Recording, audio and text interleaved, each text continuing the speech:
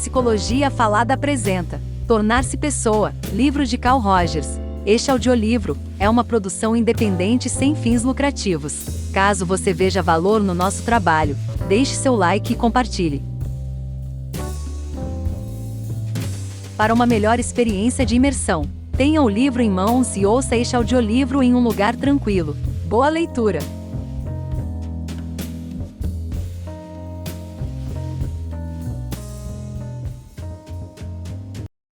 Introdução. A publicação, em 1961, de Tornar-se Pessoa trouxe a Carl Rogers um inesperado reconhecimento nacional. Pesquisador e clínico, Rogers acreditava que estava se dirigindo a psicoterapeutas e somente após este fato descobriu que estava escrevendo para pessoas enfermeiras, donas de casa, pessoas do mundo dos negócios, padres, ministros, professores, juventude. O livro vendeu milhões de cópias quando milhões constituíam um número raro em publicações. Rogers foi, para a década que se seguiu, o psicólogo da América, passível de ser consultado pela imprensa sobre qualquer questão relativamente, desde a criatividade até o autoconhecimento, ou o caráter nacional. Certas ideias que Rogers defendia se tornaram tão amplamente aceitas que é difícil lembrarmos quão novas, mesmo revolucionárias elas eram em seu tempo. A psicanálise freudiana, o modelo prevalecente da mente na metade do século, afirmava que os impulsos humanos sexo e agressão eram inerentemente egoístas, custosa e arduamente refreados pelas forças da cultura. A cura, no modelo freudiano, se dava por meio de uma relação que frustrava o paciente, fomentando a angústia necessária para que o paciente aceitasse as difíceis verdades do analista. Rogers, em oposição, acreditava que as pessoas necessitam de uma relação na qual são aceitas. As habilidades que o terapeuta rogeriano utiliza são a empatia, uma palavra que no tempo de Freud estava em grande parte restrita aos sentimentos que um observador conferia a uma obra de arte, e a consideração positiva incondicional. Rogers pronunciou sua hipótese central em uma sentença: se posso proporcionar um certo tipo de relação, o outro descobrirá dentro de si mesmo a capacidade de utilizar aquela relação para crescer, e mudança e desenvolvimento pessoal ocorrerão. Por crescimento, Rogers entendia movimento na direção da autoestima, flexibilidade, respeito por si e pelos outros. Para Rogers, o homem é incorrigivelmente socializado em seus desejos. Ou, como Rogers coloca o problema repetidamente, quando o homem é mais plenamente homem, ele é merecedor de confiança. Rogers foi, na classificação de Isaiah Berlin, um porco-espinho. Ele sabia uma coisa, mas o sabia tão bem que poderia fazer disso um mundo. De Rogers vem nossa ênfase contemporânea na autoestima e seu poder de mobilizar outras forças de uma pessoa. A noção de Rogers de aceitação como a força liberadora última implica que as pessoas que não estão doentes podem se beneficiar da terapia e que não profissionais podem agir como terapeutas. O grupo de autoajuda moderno provém quase que diretamente do movimento de Rogers do potencial humano. A ideia de que o casamento, como a terapia, depende da autenticidade e empatia é basicamente Carl Rogers. É Rogers, muito mais do que Benjamin Spock, que advoga uma relação não diretiva de pais e professores com as crianças. É irônico o fato de que, enquanto as ideias de Rogers estão em ascensão, tanto é assim que agora são atacadas como poderosas suposições culturais que necessitam ser revistas se seus escritos estejam caindo no esquecimento. Isto é uma pena, pois uma cultura deveria saber de onde suas crenças se originam e por que os escritos de Rogers permanecem lúcidos, fascinantes e acessíveis. Certamente as ideias de Rogers prevalecem dentro das profissões de saúde mental. A escola de psicanálise de ponta atualmente é chamada de Psicologia do Self, um nome que Rogers poderia ter cunhado. Como a terapia centrada no cliente, que Rogers desenvolveu na década de 40, a Psicologia do Self entende a relação, mais do que o insight, como sendo central à mudança, e como a psicoterapia centrada no cliente, a psicologia do self tem que o nível ótimo de frustração deva ser o menor possível. A postura terapêutica em psicologia do self não podia estar mais próxima à consideração positiva e incondicional. Porém, a psicologia do self fundada em Chicago, quando Rogers era lá uma figura proeminente, não lhe conferiu nenhuma palavra de crédito. A explicação para isto muito tem a ver com a pessoa de Rogers.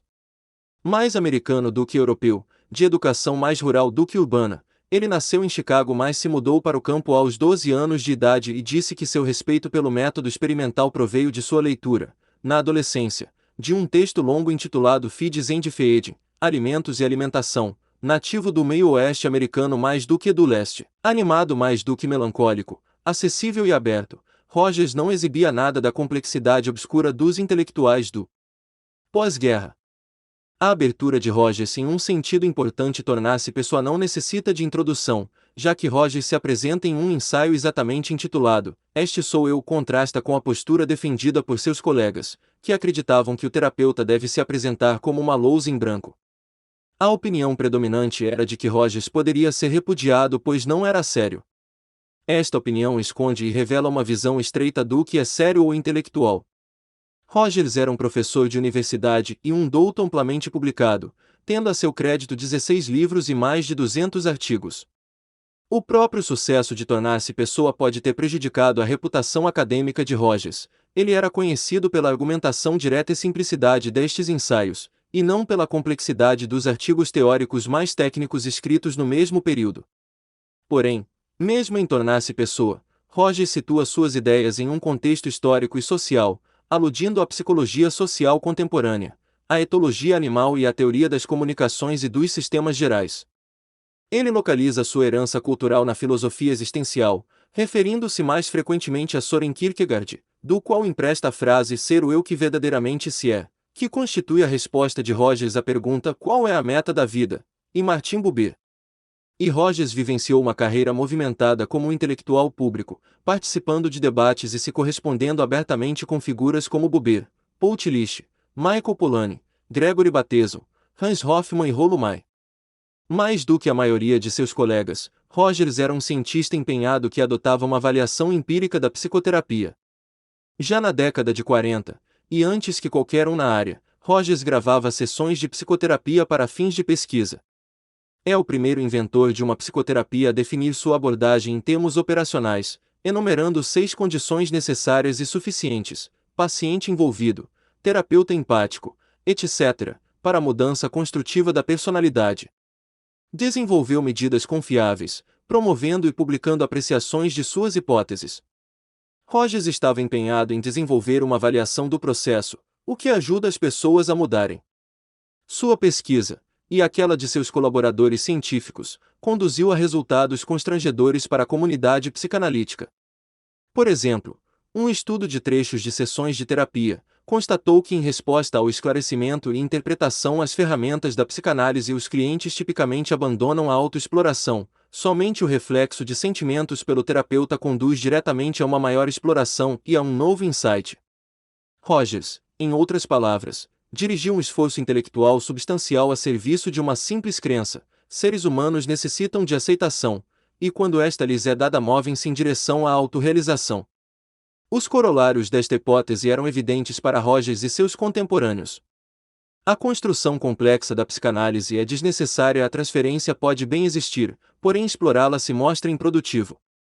Uma postura pedante e distante, aquela assumida por muitos psicanalistas da metade do século, é certamente contraterapêutica. A autoconsciência e a presença humana do terapeuta é mais importante do que o treinamento técnico do mesmo.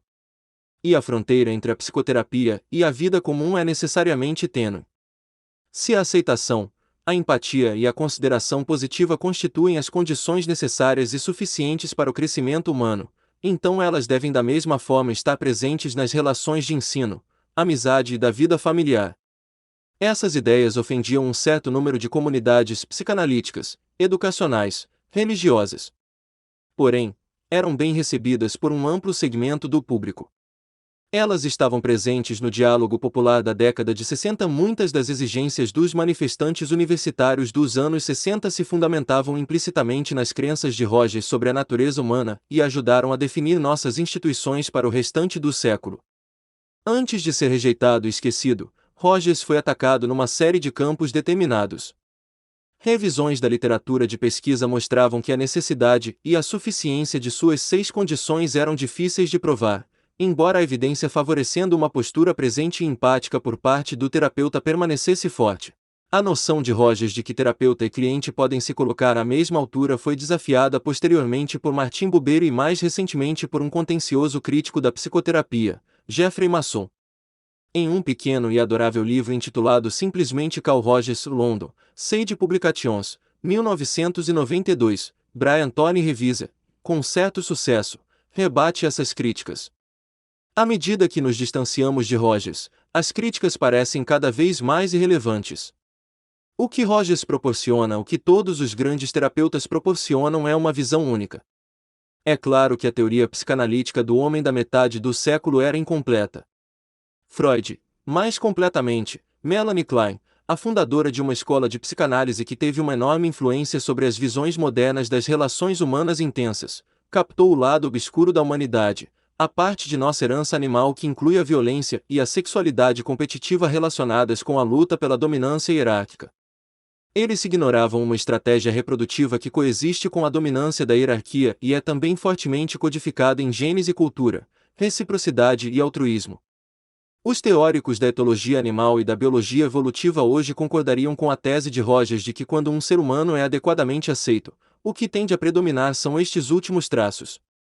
Buber não só um filósofo religioso mas um aluno de Eugen Bleuler, o grande psiquiatra descritivo alemão, tinha sem dúvida justificativas para seu ceticismo diante da proposição de Rogers de que o homem, doente ou são, é merecedor de confiança. Mas Freud, Klein e Buber estavam totalmente enredados nas perspectivas do velho mundo. O otimismo inexorável de Rogers talvez seja melhor considerado como uma das muitas tentativas interessantes de se trazer à psicoterapia o sabor do mundo novo.